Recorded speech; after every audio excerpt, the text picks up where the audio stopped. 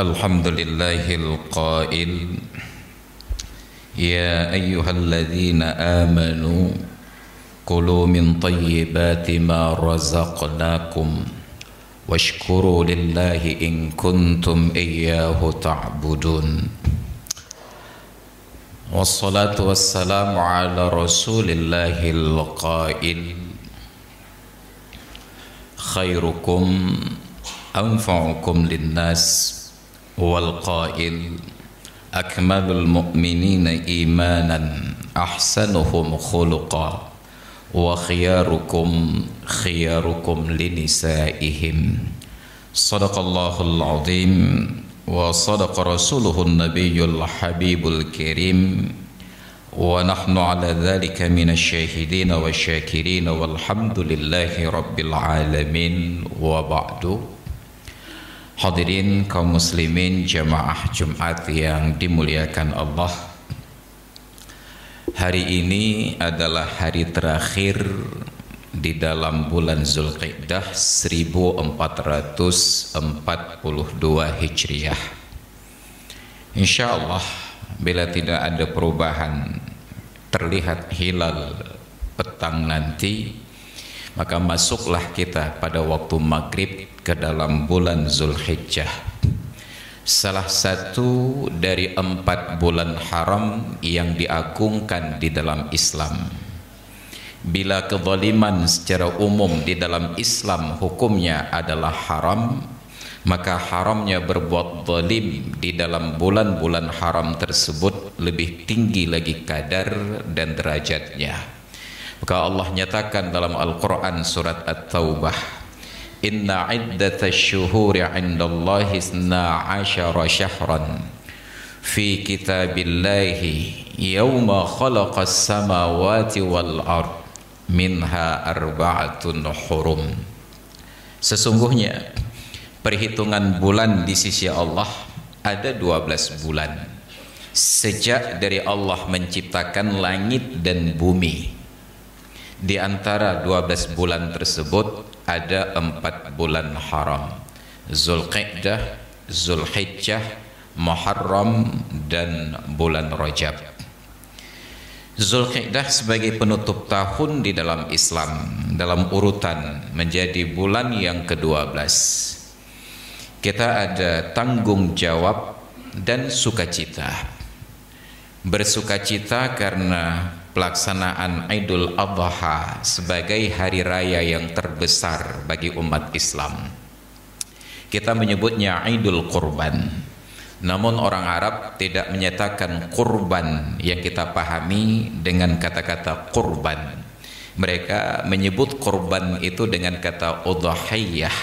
Maka di dalam kitab-kitab fikih disebut babnya sebagai babul udhiyah, bukan babul kurban, karena kurban secara harfiah dalam bahasa Arab artinya adalah dekat. Orang yang mendekatkan diri kepada sesuatu yataqarrabu, mendekatkan diri kepada Allah kita bahasakan dengan taqarrub, mendekatkan diri kepada Allah apapun jenisnya, mulai dari praktek salat, sedekah, zakat, puasa, haji, sampai paling sederhana memberikan kenyamanan kepada orang lain atas sikap dan interaksi kita. Bertemu hanya dengan bertegur sapa, bahkan seuntai senyum sudah lebih dari cukup untuk mendekatkan diri kepada Allah Subhanahu wa taala. Di bulan ini pula ada tanggung jawab kepada orang yang mempunyai kemampuan, dituntut oleh agama, sekalipun berbeda pendapat para ulama tentang derajat tuntutannya. Ada yang menyebut wajib, ada yang menyebut sunnat. Dalam hadis Nabi sallallahu alaihi wasallam bersabda, "Man kana lahu sa'atun falam yudhahi fala yaqrubanna musallana." Barang siapa yang mempunyai kelapangan kekayaan, kelebihan harta. Dihitung kelapangan dan kelebihan tersebut bukan hari ini, tetapi ketika datang tanggal 10 Zulhijjah, falam yudhahi, dan ternyata tidak mau melaksanakan udhiyah, tidak mau berkorban, diancam oleh Nabi, fala yaqrubanna musallana, maka jangan dekat-dekat dengan tempat salat kami. Dulu orang tua kita memahami bahwa larangan mendekati masjid adalah sebagai sebuah hukuman. Dilarang mendekati masjid adalah sebagai sebuah ancaman. Sampai kita menganggap datang ke masjid untuk salat berjamaah menjadi sebuah beban. Kapan kondisi normal itu terjadi? Ketika secara resmi mendekati masjid dilarang lagi. Baru kita sebagai umat Islam mencak-mencak. Nyok ke puyat tam kamu ajak masjid. Baru tumbuh tabiat dasar kita saat diuji. Baru terlihat siapa kita saat kita diuji. Dulu ketika datang ke masjid bebas, kita anggap biasa saja, bahkan itu kita anggap sebuah beban. Enak duduk di rumah, nyaman sekedar singgah di warung kopi, tiba-tiba ada panggilan azan mengundang kita datang ke masjid, terasa beban. Hari ini ketika oleh satu dan lain hal pemerintah melarang datang ke masjid, kita menganggap itu sebagai sebuah ujian. Kita marah, kita mencak-mencak. Itu menunjukkan bahwa kita masih normal, masih rasional. Ini sebuah ujian. Maka dulu orang yang mampu berkorban tetapi tidak mau melaksanakan, diancam. Bek ja puto-puto tempat ibadat kamu. Maka mudah-mudahan dekatnya waktu pelaksanaan kurban dengan dilarangnya datang ke masjid dengan nama PPKM entah apalah wallahu alam, itu menyadarkan kita bahwa sebenarnya kita sendiri yang melarang diri kita untuk datang ke masjid. Kita sendiri yang menimbulkan ancaman dari Rasulullah tersebut karena sebenarnya kita mampu untuk berkorban tetapi tidak mau melakukan. Maka Allah turunkan kewenangan melalui para pemimpin. Jangan dekat ke masjid. Dan bertepatan larangan itu berakhir pada hari seharusnya kita melaksanakan sholat id 20 Juli bertepatan 10 Zulhijjah pada saat umat Islam sholat id. Muncullah spekulasi dan lain sebagainya. Terlepas dari semua itu, karena semua orang berhak berfikir dan tidak boleh dilarang. Tetapi kita melihat sebagai umat Islam dari sudut pandang yang positif. Apa dosa yang telah kita lakukan kepada Allah Ta'ala sampai Allah menjauhkan kita dari masjid-masjidnya? Pemerintah hanya sebagai perantara saja. Cuma kita perlu mengetuk kesadaran pemerintah. Apakah mereka ingin menjadi perantara Allah Ta'ala untuk menghukum rakyatnya, atau ingin menjadi perantara Allah Ta'ala untuk membagi-bagikan nikmatnya? Kita berprinsip bahwa itu adalah sebab musabab yang ditimbulkan oleh Allah Subhanahu wa Ta'ala. Maka hadirin kaum muslimin jemaah Jumat yang dirahmati Allah, pada kesempatan seperti ini pula sepatutnya mengundang kesadaran kita betapa banyak kenikmatan yang selama ini kita anggap biasa ternyata adalah sesuatu yang luar biasa. Hujan yang mengguyur kita sejak dari semalam yang kita anggap sebagai musibah untuk di kota Banda Aceh, lebih karena kita tidak mampu untuk mengelola nikmat. Betapa di negeri Afrika sana hujan dielu-elukan, tapi kita yang di Banda Aceh ini hujan menyebabkan para pemimpin dan kita gemetaran. Banjir penghan, rayai petan. Kenapa? Karena kita tidak mampu hidup bersahabat dengan alam. Karena kita tidak mampu membuat kebijakan dan aturan yang mendatangkan kenyamanan dan kemaslahatan. Betapa banyak di antara kita dalam ketidakmampuan untuk bertahan hidup di kota masih memaksa. Rumahnya nyempil di ganggang sempit dan menderita. Padahal andai kata pemerintah, pemimpin membuat sebuah aturan, siapapun warga yang ingin membangun rumah wajib mempunyai lahan minimal sekian kali sekian dan punya akses jalan sekian meter, maka tidak akan ada penderitaan yang kita munculkan sendiri. Tapi tidak ada yang berfikir demikian. Atsae pedang betat tungkat tikrak pedang aja. Maka akhirnya dia sendiri tidak nyaman dan orang lain pun terganggu kenyamanannya. Kenapa kita harus memaksa tinggal di kota? Ternyata contohnya diberikan oleh para pemimpin.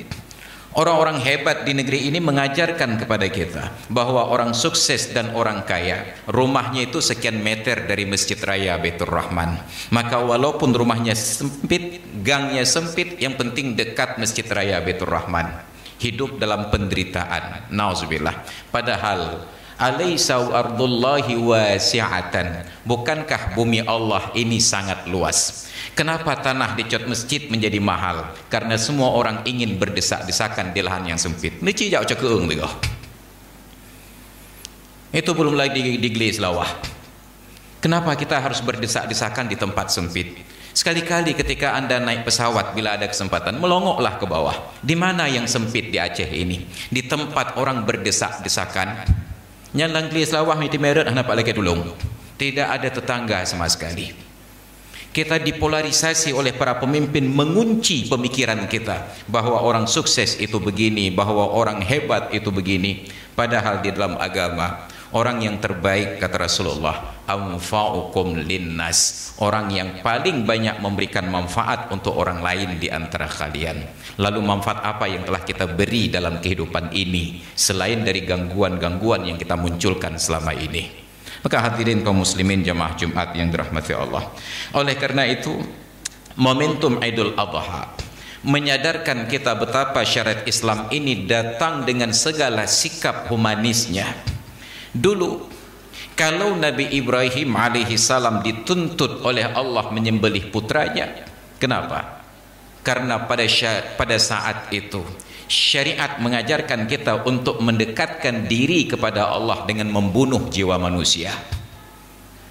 Bukankah di dalam ajaran Bani Israel di zaman Nabi Musa alaihi salam untuk taubat dari maksiat saja dengan cara bunuh diri? Fatubu ila bari'ikum faqtulu anfusakum. Taubatlah kalian kepada pencipta kalian dan bunuhlah diri kalian. Tapi begitu lahir Nabi kita Muhammad sallallahu alaihi wasallam, yang bahkan ayah beliau sendiri hampir menjadi korban dari syariat menyembelih tersebut, mengorbankan manusia, datang dengan syariat yang memuliakan manusia. Jangankan membunuh jiwa, bahkan menyakiti pun tidak diizinkan. Jangankan fisiknya, bahkan kenyamanannya pun tidak boleh diusik. Sebelum dunia mengenal peradaban modern dengan lalu lintasnya, sebelum benua Amerika ditemukan oleh Christopher Columbus, 14 abad yang lalu Rasulullah sudah menyatakan tentang kenyamanan tidak boleh diganggu. Iyyakum wal julusa fit turuqat. Jauhilah kebiasaan duduk-duduk di jalan. Itu belum ada lalu lintas dengan lampu pengaturnya, dengan segala garis-garis dan marka jalannya. Sahabat bertanya, "Ya Rasulullah, ma min majalisina buddun natahaddatsu fiha?" Ada masalah apa dengan duduk-duduk kami di pinggir jalan itu sekedar nongkrong saja? Apa jawaban beliau? Fa in abaitum illal majlisa fa'atut tariqa haqqah. Kalaupun kalian harus ngotot duduk di tepi jalan, maka berikan hak-hak jalan tersebut. Bayangkan, sebelum benua Amerika ditemukan, Islam sudah mengajarkan kedisiplinan berlalu lintas. Apa hak jalan? Mulai dari amar ma'ruf, nahi mungkar, ghaddul basar, irsyadud dhal, menunjukkan kepada orang yang sesat jalan yang sepatutnya, sampai yang paling kecil kata Nabi, dan dalam hadis lain itu juga dikutip sebagai sya'bul iman. Cabang terkecil dari keimanan adalah imatatul adza anit thariq, menghilangkan gangguan dari jalan. Dan kita terlahir sebagai komunitas masyarakat dan bangsa yang paling senang mengganggu jalan. Mulai dari pemerintahnya senang mengganggu jalan sampai warga masyarakatnya. Pemerintah alokasikan dana negara APBN, APBA, APBK untuk membuat jalan keriting menjadi mulus. Tapi sayangnya setelah jalan mulus untuk berlalu lintas, oleh pemerintah dipasang speed trap, speed bump dan lain sebagainya. Kita menyebutnya polisi tidur. Pemerintah yang buat. Kalau memang ingin masyarakat jangan cepat berlalu lintas, untuk apa diperbaiki jalan? Baharilah menan. Yang lagi orang tuha apa kah? Hana but, mita but, cob lakin, silik baprut, cob dapeh ut-ut. Ada-ada saat but. Apa masalahnya? Oh, ini anak muda kebut-kebutan, yang bersalah dihukum. Buat peraturan, kalau Anda kebut-kebutan di sini keluar tanpa gigi, selesai, mati keluarnya.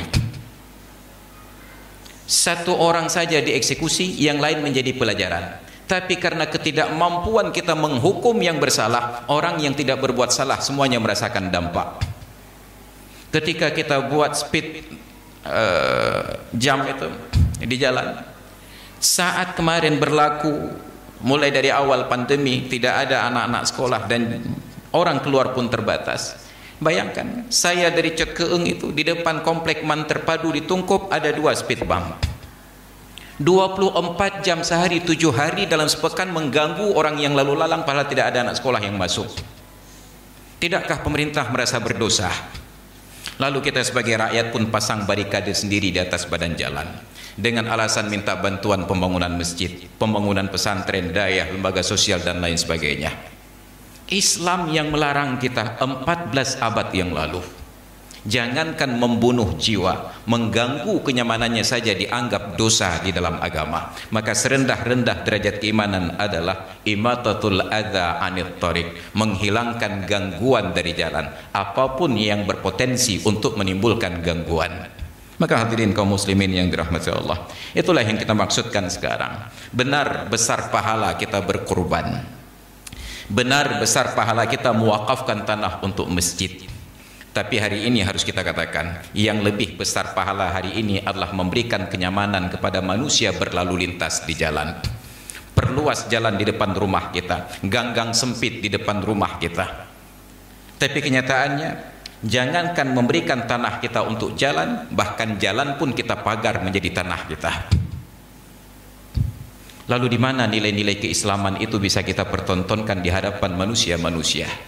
Kita lihat orang non-muslim di Eropa, negeri mereka itu teratur rapi, jalanan mereka itu seperti ibu rumah tangga yang memotong kue agar-agar, petak-petak petakau, ciku jalan. Tapi di negeri kita, okelah mungkin jalan Teku Umar, jalan Daud Breih itu terjadi bukan direncanakan, sempit. Tapi ketika jalan Batoh dibuka, itu yang merancang jalanlah orang-orang yang sudah sekolah sampai ke luar negeri. Mereka hanya berpikir jalan itu untuk 5 tahun ke depan. Sekarang sudah sempit, itu pun tidak bisa lurus. Menggambarkan hati kita yang memang bengkok ini. Maka hadirin kaum muslimin yang dirahmati Allah, dan itu semakin diperburuk. Tidak ada seorang pun yang merasa perlu bertanggung jawab mendisiplinkan lalu lintas kita di jalan raya. Melenggang santai di jalur cepat. Bagi kita, jalur paling kanan adalah jalur santai. Bukan hanya kita yang awam, orang yang mengerti aturan berlalu lintas pun mempraktekkannya. Bermusyawarah di jalan umum. Kenapa tidak singgah untuk berdiskusi? Ajarkan anak-anak kita untuk tidak berbuat zalim. Karena Islam telah melarang. Jangankan mengorbankan jiwa manusia, mengurangi kenyamanan mereka saja Anda sudah berdosa. Maka diapresiasi orang-orang yang mendatangkan kenyamanan bagi orang lain. Tabassumuka ila wajhi akhika sadaqah. Engkau tersenyum memandang wajah saudaramu, itu sudah menjadi sedekah. Bila ucapan kita tidak mampu untuk memberikan rasa bahagia bagi orang lain, maka kembalilah kepada hadis Nabi, man kana yu'minu billahi wal yaumil akhir falyaqul khairan aw liyasmut. Barang siapa yang beriman kepada Allah dan hari akhir, hendaklah berbicara yang baik-baik. Kalau dia tidak tahu itu baik atau tidak, sudahlah diam saja. Karena Anda tidak berbicara, tidak menambah penderitaan. Kalau berbicara, yakinkan bahwa itu menambah kebahagiaan. Maka hadirin kaum muslimin jemaah Jumat yang dirahmati Allah, pada hari ini pula sebagai hari terakhir di bulan Zulqa'dah, kita berdoa kepada Allah, mudah-mudahan dengan kita tidak berbuat zalim kepada manusia yang ada di sekitar kita, Allah tidak akan membiarkan kezaliman ini tetap mendera kepada kita, di negeri kita dan kepada bangsa kita. Maka jangan salahkan orang yang berbuat salah kepada kita, tapi salahkan diri kita yang membuka peluang orang lain untuk berbuat kesalahan tersebut. Jangan melihat keluar, tapi lihatlah ke dalam, introspeksi. Hasibu anfusakum qabla an tuhasabu. Audit diri Anda sendiri sebelum datang tim yang lain untuk mengaudit Anda dan tidak sanggup dipertanggungjawabkan. Hadirin kaum muslimin jemaah Jumat yang dirahmati Allah, maka mari Kita tingkatkan semangat berkurban sebagai wujud rasa syukur bahwa Allah tidak minta kepada kita untuk mempersembahkan nyawa manusia untuk mendekatkan diri kepadanya. Allah hanya meminta kepada kita untuk mempersembahkan nyawa binatang-binatang tertentu dalam rangka mendekatkan diri kepadanya, agar kita mau dan mampu untuk berbagi dengan sesama. Mudah-mudahan dengan tersedianya gizi yang baik, nutrisi yang baik, kurban yang baik akan meningkatkan imunitas tubuh. Dengan adanya berbagi dengan sesama akan meningkatkan silaturahmi. Silaturahmi memanjangkan umur dan memudahkan rezeki, dan mudah-mudahan itu menjadi solusi atas semua beban yang kita tanggung selama ini. Hadirin kaum muslimin jamaah Jumat yang dirahmati Allah, demikian barangkali sekedar yang dapat khatib sampaikan. Mudah-mudahan menjadi pengingat untuk diri sendiri dan kita semuanya. Terima kasih atas perhatian dan mohon maaf atas segala kekurangan. Hadanallah wa iyyakum ajma'in.